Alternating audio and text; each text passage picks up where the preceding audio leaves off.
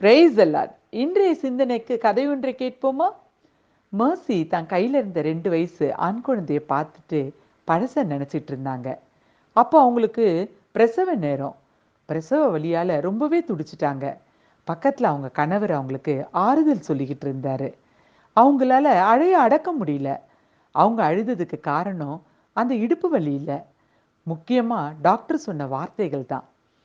இந்த குழந்தை 5 மாசமா கருவுல இருக்கும்போதே டாக்டர்ஸ் இந்த குழந்தைய கருவுலரை அழிச்சிறது தான் உங்களுக்கு நல்லதுன்னு சொன்னாங்க.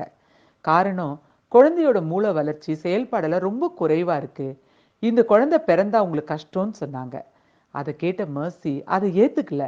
இல்ல டாக்டர், கடவுளா பார்த்து கொடுத்த குழந்தை, தயவு செஞ்சு இதை அழிக்கிறத பத்தி மட்டும் பேசாதீங்கன்னு சொல்லிட்டாங்க. அதுக்கப்புறம் 8 மாசம் இருக்கக்குள்ள திரும்பவும் டாக்டர்ஸ், மர்சி ப்ளீஸ் இந்த குழந்தை ஆரோக்கியமா பிறக்கணும் மட்டும் எதிர்பார்க்காதீங்க. அதுக்கு கண் பார்வையோ அல்லது செவித்திறனோ பேச்சுத்திறனோ ஏதாவது ஒரு குறைபாடு இருக்க தான் செய்யும் அப்படின்னு தெளிவா எடுத்து சொன்னாங்க. இருந்தாலும் மர்சிக்கு கர்த்தர் மேல நம்பிக்கை. அவர் தான் எனக்கு இந்த குழந்தையை கொடுத்தாரு, நிச்சயமா ஆரோக்கியமுள்ள குழந்தையா பிறக்கும் அப்படின்னு முழு மனசோட நம்பிட்டு இருந்தாங்க. இன்னைக்கு பிரசவ வலி, இப்போ குழந்தை நல்லபடியா பிறக்கணுமேன்ற பயம்தான் பாதி. அதனால தான் மர்சி அழுதுகிட்டு இருந்தாங்க. மர்சிய சிசரியனுக்காக ஆபரேஷன் தியேட்டருக்கு கூட்டு போனாங்க. குடும்பமே வெளியே எதிர்பார்ப்போடு இருந்தது. குழந்தை நல்லபடியா பிறக்கணுன்றதை விட ஆரோக்கியமா பிறக்கணுமே அப்படின்ற எதிர்பார்ப்பு தான். இப்போ மர்சி தான் பையனை பார்த்துக்கிட்டு இருந்தாங்க. எந்த கண்களுக்கு பார்வை இருக்காதுன்னு டாக்டர் சொன்னாங்களோ அது அழகிய நீல நிறமுள்ள கண்களா இருந்துச்சு.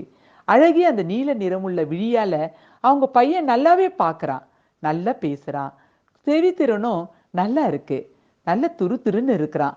இப்போ மர்சி மனசார ஆண்டவரை துதிச்சாங்க.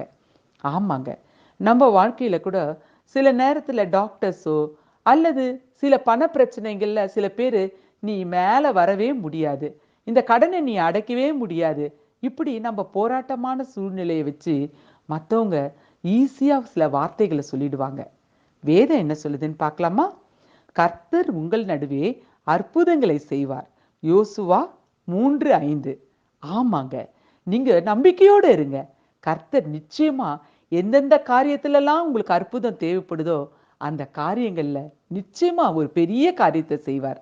அற்புதங்களை எதிர்பாருங்க. God bless you all.